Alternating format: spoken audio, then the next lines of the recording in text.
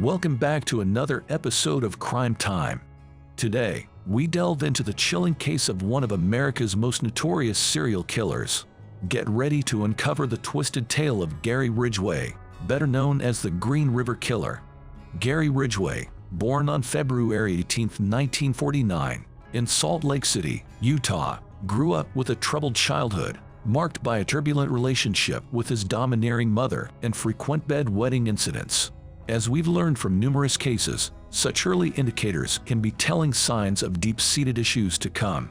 Ridgway's murderous rampage began in the early 1980s, as he targeted vulnerable women working as prostitutes in the Seattle area.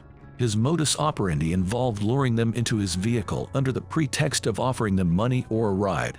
Little did they know, their lives were about to be tragically cut short. The sheer number of Ridgway's victims is staggering. Over the course of his killing spree, which spanned nearly 2 decades, he claimed the lives of at least 49 young women. The exact number remains unknown, as Ridgway himself admitted to losing count. Ridgway's choice of victims, primarily sex workers, sadly contributed to the long delay in apprehending him. Society's stigma surrounding these women allowed him to evade capture for far too long. But as the body count rose, the police and the community became increasingly determined to bring the sadistic predator to justice. Years of painstaking detective work finally led investigators to Ridgway's doorstep. In 2001, a DNA match between the victims and Ridgway's saliva, obtained during a routine questioning, sealed his fate. The evidence was irrefutable. In a shocking turn of events, Ridgway agreed to cooperate with authorities and offered to provide details of his crimes in exchange for avoiding the death penalty. This revelation led to the discovery of numerous dumping sites scattered throughout the Pacific Northwest, where he discarded the remains of his victims. The enormity of Ridgway's crimes and the sorrow inflicted upon the victims' families cannot be overstated.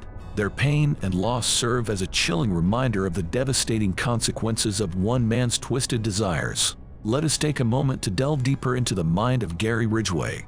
Born into a troubled family, he grew up with an abusive mother who would frequently berate and ridicule him.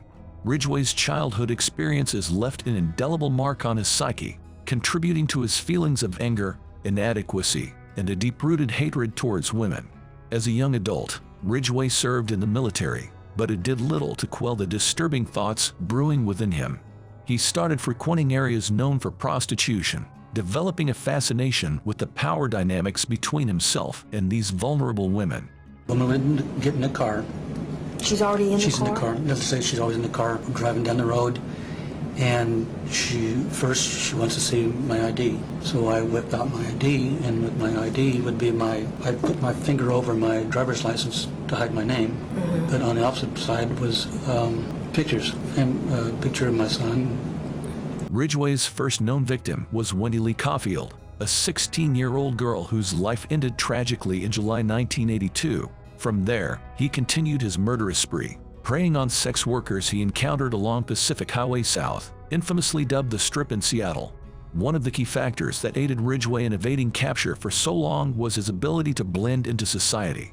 He appeared unassuming and led a seemingly ordinary life, working as a truck painter and eventually as a commercial truck driver, which allowed him to cover vast distances and dispose of his victims' bodies in remote areas.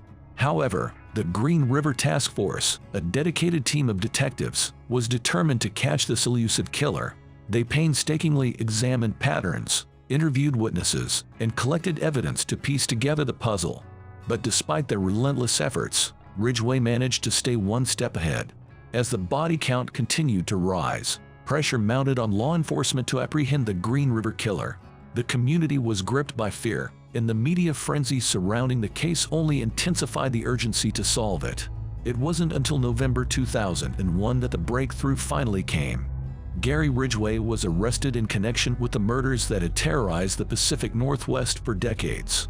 The discovery of DNA evidence linking him to the crimes was the turning point in the investigation. During his interrogation, Ridgway provided chilling details of his crimes. He admitted to strangling his victims and often returning to the dump sites to have sexual intercourse with their lifeless bodies, an act that exemplifies the depravity of his twisted fantasies. The aftermath of Ridgway's arrest was a mix of relief, shock, and grief. Families of the victims were torn between closure and the pain of knowing their loved ones had fallen prey to such a monster. The media closely followed the trial, documenting every gruesome detail and ensuring that the public was aware of the true extent of Ridgway's crimes. Sentenced to life imprisonment without the possibility of parole, Gary Ridgway will spend the remainder of his days behind bars, a small solace for the families affected by his unspeakable acts. The case of the Green River Killer serves as a haunting reminder that evil can lurk in the most unsuspecting places. It underscores the importance of vigilance, the tireless work of law enforcement, and the need for society to address the systemic issues that allow monsters like Ridgway to operate undetected for so long. As we conclude this episode of Crime Time, let us remember the victims whose lives were cut short by Gary Ridgway, their memories forever etched in the annals of true crime history.